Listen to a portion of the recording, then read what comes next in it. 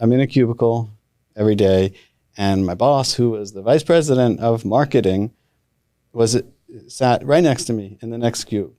Now, he was a vice president, so he had a cubicle that was 2 feet by 2 feet wider and longer than mine. And instead of a Formica desk, he had a fake wood desk. And I remember thinking, and he had gray hair. And I remember thinking, I don't want to be him. I want to spend the next 20 years to upgrade my cubicle. that's what and still be doing this. Yeah. So I quit my job. Yeah. And I really didn't know what I was going to do. But I figured people are always asking me for advice on real estate. So I'll get my real estate license. And if I could get paid for giving this advice, then I could defer my search for a new job. So I sold my neighbor a house. And I remember that the commission was approximately equal to 1 month's pay at my job. Okay. And I said to myself, okay, so I just bought myself a month. Yeah. If I can do this again, I can buy myself another month. If I can do this repeatedly, I don't have to go back to work. I can buy myself out of a cubicle. Yeah. Right. Yeah. So I did that a couple more times. And then I ran into a problem that most realtors run into, which is, so the real estate industry, and this is crazy because now we're sitting here today, 20 plus years later, and it's still kind of the same. If you read any of the books, if you listen to any of the experts who tell you how to be a successful realtor, they tell you that you have to capitalize on your sphere of influence. Everybody needs a house. Hand out your business cards to everybody, to your mechanic, to your babysitter, to your psychiatrist. Everybody needs a house. And there's nothing wrong with that, and that's true, but that's pretty primitive. Me, again, I had just come out of a huge company. I was in their marketing department, so I did learn a lot, more than I realized, by the way. All the years that I was there, I saw the world, but I didn't really appreciate the education I got from working for them until I started my own business. And I realized that I would constantly think back to things I learned at GE about marketing and apply them. And I think that was very helpful. So I sold a few houses to a few people I knew. And then I ran into the same problem that everyone has, which is you exhaust your sphere of influence. And all your friends, all your relatives are settled into their new homes. And now what? You still need to make a living, right? So you need to have something more than just relying on friends and family. You have to have some way of reaching the masses. So this was now 2005, 2006. So being a self-taught programmer and knowing a little bit about marketing, I put together a website, did some basic search engine optimization, and started generating some leads online for real estate. Again, this was 2005, 2006, right before Zillow started. So the competition really, was non-existent. In fact, not to get too technical, but I remember back then that the MLS data was simply not indexed on Google. So in other words, yep, you would have realtor websites where you could go and you could see the listings, but that data was not indexed. And what I mean by that is this: the only way back then to show listings on your website was what they call like an iframe. So basically, there's a URL that will bring the listings, and you box it in like a window inside your website, so people will click here and then they could see it. But that data is not crawlable by Google. Mm-hmm. So Google didn't know it was there, right? Right. Like it's just like it's not reading it and pulling it into its database that's searchable. Correct. Correct. Right. It's not searchable. Correct. So I realized this because there's only so much you could say on your website, about what a wonderful realtor you are. That's gonna, get traction in Google. But the listing data is content. Now it's not so much, because now it's indexed 100 times over from every single broker website, and there's higher authority sites like Zillow and Realtor.com that have that data too, and that's indexed by Google. So now having listing data is not really the secret, but back then it was. What is the secret? We'll get to that later. So back then I just realized that's why Larry's here. He's waiting with bated breath to hear the secret. Yeah. So I basically called up the MLS and said, can I get your data in raw format? And they were like, well, yeah, we could give you a FTP CSV file every day. And I was like, okay. So I scripted something to pull that file every day and put it into my own database and then publish it on the web, and then it got indexed. So I was literally one of the first, at least in this market. I don't know, other parts of the country, I'm sure there were people figuring out some of the things. But at the time, that just shot me right to the top of Google. So I was number one Google for everything from, Boca Raton Real Estate to Boca Raton Realtor to addresses. You just put in an address of a house and our phone would ring all day long. I was going to ask it. So as soon as you cracked that code, you started getting calls, huh? So I did that, and then I got an award from the Florida Association of Realtors for having the best broker website in the state of Florida. Uh-huh. And let me tell you, it didn't look that impressive, okay? The award didn't. I might have understood indexing and marketing, but I didn't even have a professional designer. So, and it showed. And yet I won this award. Uh-huh. That just shows the competition you were up against. Exactly. Yeah. That's how low the bar was. Right. Yeah. So for sure I had the advantage of just being first. But in any industry, that's always first mover's advantage is huge. Yeah. But the key is that you had that idea. That was you that figured it out. And I want to go back to, Zev. He brought something up earlier, and I know Zev, known him for years now, so I can speak to this. You brought up how you got started in computers and how you would go fiddle with the computers and figure them out and take them apart. And that's what you do. And that's what you're best at, is figuring out how the little pieces are part of the bigger puzzle. And you break it down and then you put it back together again. And that's one of your kind of secret key sauces, I guess, your secret sauce. I'll tell you to your why. success. One of them. Yeah. I don't think that the winning ticket ever is reinventing the wheel. So any invention, current day invention, is really incremental. It's always standing on the shoulders of the people before us and saying, what can we do on top of this? So with that thinking, it's exactly what you said. You take technologies and things that exist, that are out there, and you say, okay, how can I put this all together and build something with these pieces? Yep, I agree completely. So back to this. So you created a really good website that was starting to drive traffic to your. Had you started your brokerage already? I guess, right? I did. So there's a little period of time in there that I worked for someone else. So as an agent, right? So when you get your real estate license, you have to work for a broker for 2 years before you could get your broker license. So I was actually still had my day job. I hadn't even left yet. Got my license. And I really didn't want to go work for one of the big companies. Everyone said, go to Coldwell Banker, go to Remax. Yeah, go to one of the big companies and learn the industry. And my thinking was just the opposite. If I go to one of the big companies and learn the industry, I will end up like everyone else in the industry. It just seems logical. But if I want a fresh look, if I want new ideas, I want a new perspective, I don't want to be influenced by the current thinking. So I hung my license with a friend of mine who really just had a broker's license for his own use. He was just flipping houses, whatever. So I put my license with him, and I rented an executive suite, and I sat there and I started to think about SEO and all that stuff. So I went to my friend who had my license, and I said, "Listen, I have a proposition for you." It's really true what they say about like goal setting.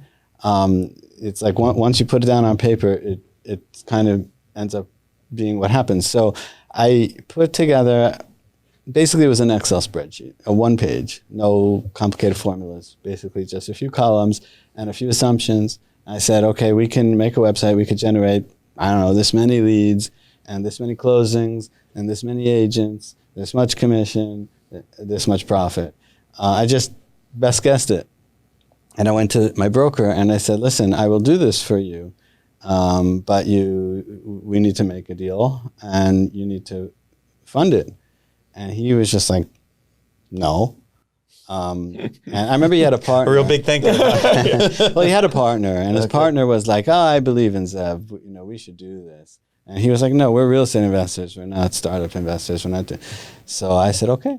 Well, I honestly, I really want to do my own thing, but I felt loyal, and which I don't know that really loyalty was warranted in that situation. You don't really owe anyone anything just because you work for, but I was kind of guy. It's a life lesson, yeah. So I was like, oh, I can do this with them. The one who was against it won that argument. So I said, okay. And I went on my own. The rest is history. Blessing in disguise, maybe. Yeah. Right. Huge blessing in disguise. Yeah. And it's, So it's interesting though, because so I went on my own, came up with the name. I don't know if people have been around here in Boca a long time, they might remember it was Boca Executive Realty. The way I came up with that name was from my training at GE. I remember clearly my mentor at GE, we had a meeting once in conference room about marketing, and he said the following. He said, when you name a product, it needs to say everything that the consumer needs to know before buying it about it in the name. Meaning, if let's say you want to make a word processor to compete, go back 20 years ago. So let's say you want to make a word processor to compete with WordPerfect, right? So Microsoft did that with Word. So how do you upseat such a entrenched, that WordPerfect was the word processor. Well, the naming is a big part of it. And what did they call it? Microsoft Word. Why? Because what does this tell you? It's a word processor. And why is it different than WordPerfect? Because it's made by Microsoft. So literally, Microsoft Word tells you everything you need to know why you should try this over WordPerfect, right? Sure. Simple. Yeah. So I sat down and I said, okay, I want to be a high-end real estate broker in Boca. So toyed around with some names. Boca Executive Realty won because the domain name was available. Yeah.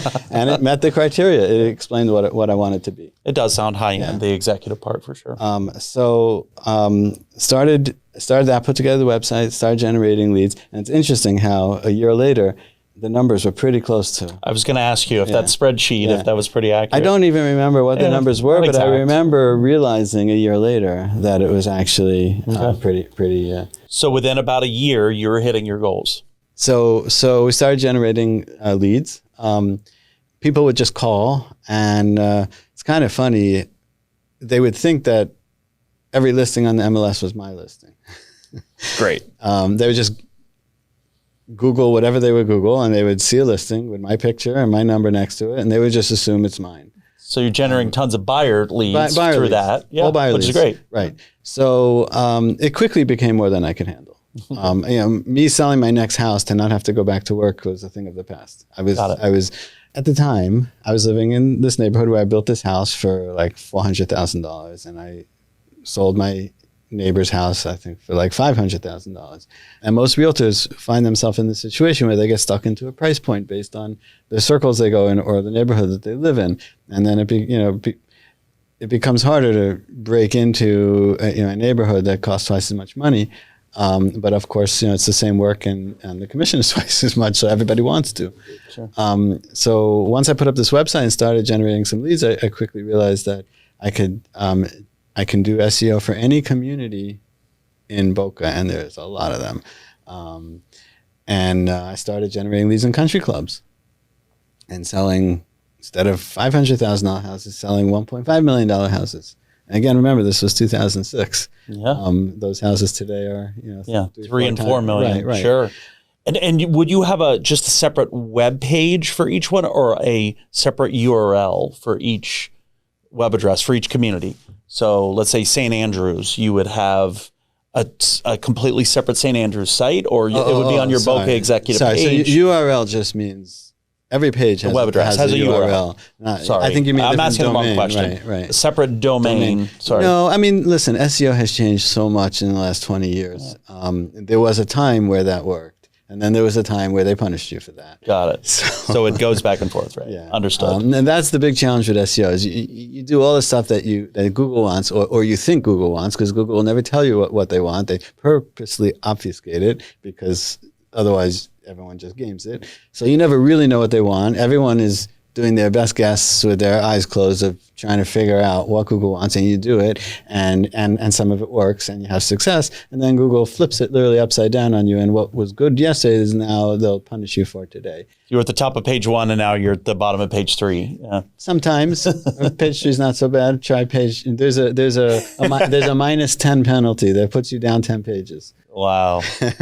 Well, what's the adage I heard? Someone said something to the effect of, if you're not on page 1, you might as well be nowhere. So it's funny because what's the best way to hide a dead body on the second page of Google? I think that's it. You know, one of the many things that happened along the way that made me realize I was doing something right was I was doing this SEO, and this might have been a couple more years into it, and I get a book in the mail signed by the author. Never heard of him.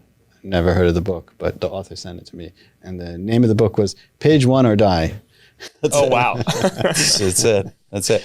I always say the SEO stuff is a nuclear arms race, and you kind of have to do it, but everyone's doing it, and it's a lot of work, and there are winners in it though. And honestly, for our law firm, we've done fairly well on our landlord tenant side of things with our evictions, and we rank really high with certain aspects of real estate law in this area. And then we do pay-per-click advertising and all that good stuff, and it definitely drives leads. So but all of this that you're talking about was in the mid 2000s, right? 2005, 6, 7, 8, and moving forward. So you were an early mover, first mover advantage. And so you started doing the SEO for different communities, and it's driving in lots of leads. At this point, right. So let me tell you how I built the business around this. So someone would call off the internet, want to buy a house. I take them. I'd literally sit at my desk doing SEO, and the phone would ring and say, "Oh, I want to go see 123 Apple Street."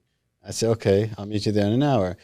I'd stop my programming, get in the car, drive across town, show a house, and come back and continue working. See, what's interesting about this is not everybody, especially then, that had the ability to program could actually be a real estate agent. Correct. As well. And vice versa.